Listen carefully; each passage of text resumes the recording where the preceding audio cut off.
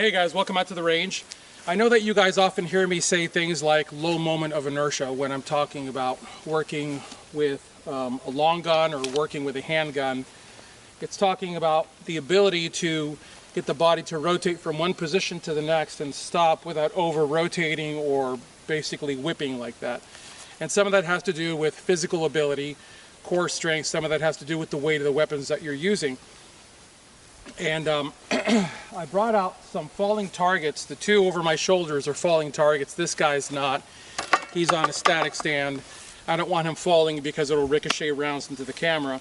But I wanted to make a point. I wanted to show you guys what I'm talking about when I talk about low moment of inertia and the choice of weapons for a given task.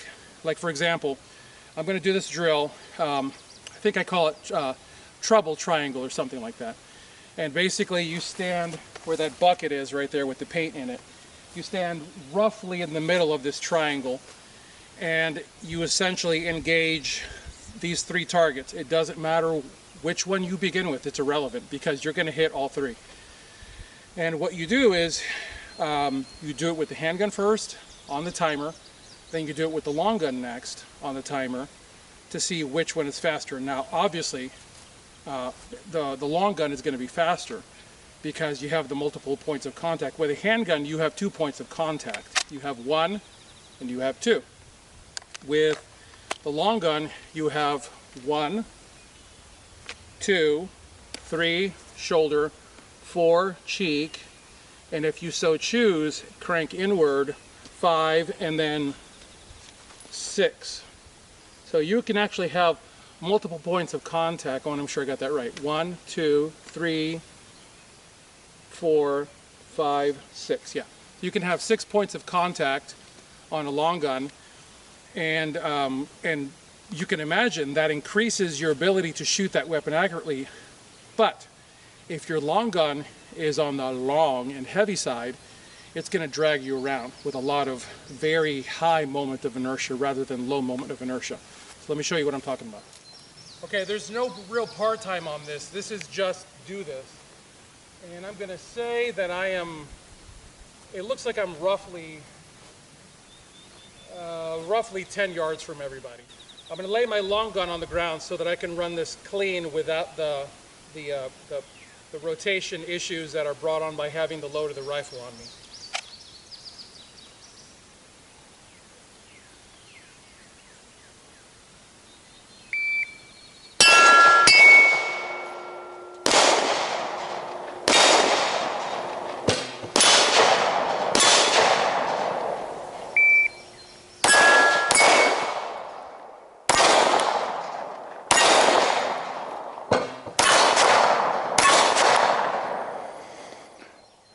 I stopped after the first shot on the target because I frankly wasn't sure if I'd hit the guy or not. So obviously I did. 8.43. So let's call that 7.43 because had I realized I actually hit this guy, I would have journeyed on.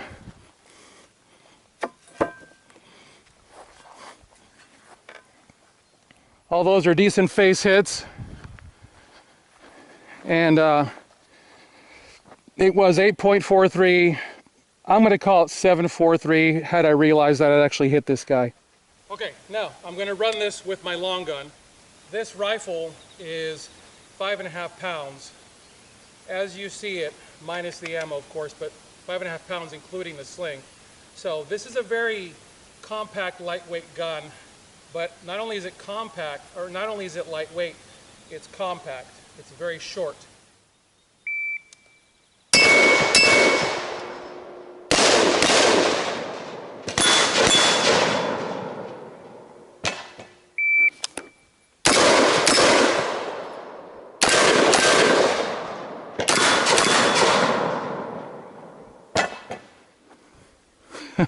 .21. 6.21. What was that other one? 7.49? It was 8.49, but we call it 7.49 because I hadn't really witnessed the hit. So you're talking about a considerable time savings when you're talking about quarter seconds, half seconds, 3/4 second, full second. That's an eternity in a gunfight. And you notice that I wasn't pushing the envelope, meaning that I wasn't going kaga, kaga, kaga. I wasn't like rotating at warp speed and throwing shots really fast. I was making sure that I was actually hitting what I was aiming at. I was aiming small and I was missing small. And of course, what I did was I hit. But the point, the phrase is aim small, miss small. So I put the dot dead center in the middle of the forehead. I'm not just aiming at the head. I'm aiming at the crease just above the eyes on this target stencil. I'm aiming at a very specific spot on that person's face, on their head. Or like if the guy's wearing sunglasses, I'm aiming at the line just above the sunglasses, dead center of the nose. Because I want to make sure that should I miss that particular spot that I'm aiming at, that I still hit the guy in the head. So I'm not blazing really fast. If I chose to push it, let's push it a little bit. Let's see what I can do if I kind of like crank on it a little bit. All right, I'm not going to lie to you. This makes me a little nervous because I'm aiming here and that camera is there. My van is there with a brand new windshield. So it makes me a little nervous to push the envelope. But I'm going to push it for you guys to see how much time off that 6.21 I can shave.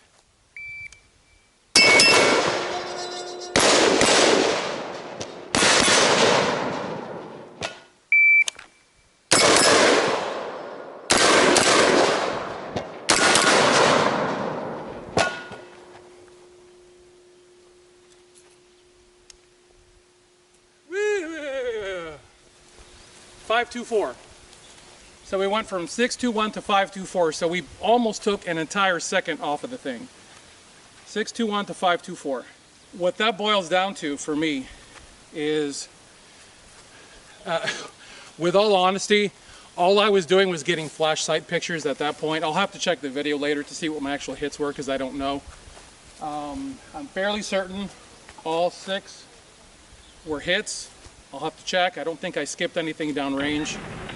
I'm double plugged on this side, and I got a molded plug here and a muff, and then just a muff on this side because the sound on this side tends to come through when this ear protection makes contact with the stock. So I always double plug left side, so it steals my ability to cleanly hear.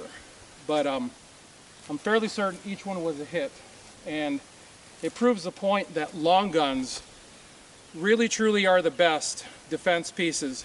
But long guns, to have a gun that is small enough, light enough, short enough to have with you all the time is kind of a crapshoot. To have something like this, it's either going to have to be a registered SBR or an AR-15 pistol. But if it's an SBR, you can't cross state lines with it. If it's a pistol, then you give up a lot of ergonomics because braces just really aren't that good. There's a dude out here on the internet that shows cheeking, which seems to work really well. But what I have found when I try that is that there's a lot of bucking of the gun, and that bucking of the gun concerns me because the bucking of the gun is the same thing that happens when you don't have proper control of your handgun. Every time that you pull the trigger, if you don't have control of your handgun, it skips out of your grasp, and that steals time away from you. So I'm kind of iffy about the cheeking of the gun. You guys have heard me say this many times before. We are rapidly reaching a point in American history where it has become painfully clear that Congress is filled with traitors. The government is absolutely filled with traitors. And there's this tipping point that's coming. I'm not happy about it. I'd be fool if I said to you that it doesn't concern me. It does concern me. But I really truly understand what I'm about to say. I understand this from a very intrinsic level now. I prefer the trouble in my time rather than my children's time, because I know where my compass is pointing. I don't know where my children's compass is pointing. Someone's going to say, well, if you raise your children right. Okay, I've done the best I can, guys, but we live in a world where those little pesky devices in the pockets of our children have a lot more contact with our kids than we do. And no, I was not one of those foolish parents who gave his children cell phones. My children didn't have cell phones until they were late in their teenage years, and they were paying for them themselves, okay? In fact, I believe all of our kids were probably at the 17 or 18 age mark before they got cell phones out of pocket, meaning they were paying for them. So we were not the parents who parked our kids in front of media and said, here, raise our children for us. But you know what? I'm still fighting that. Even with my children being 23, 21, and 19, I'm still fighting the power of the devil to reach into their soul and mold them. So yeah, it concerns me. It concerns me where our youth of America are pointing and where a vast majority of the so-called adults in America are pointing. Because guys, every time someone says to me, hey, have you seen the latest movie with blah, blah, blah? And I think to myself, are you actually asleep? Are you actually watching what Hollywood is parking in front of you? Because all that is a polished turd. I'm gonna stop. I'm gonna stop right now. Okay. Low moment of inertia. It matters. The choices that you make for your carry weapons matter. Those choices truly translate into performance, so choose wisely. As always, I thank you guys for watching. I thank you guys for your support, for your sling orders. They keep food on our table. I thank you so much. I thank you for those of you that are making donations to the channel to keep this channel truly independent. Thank you all for watching. God bless you all. Get those guns on practice. Have a good one.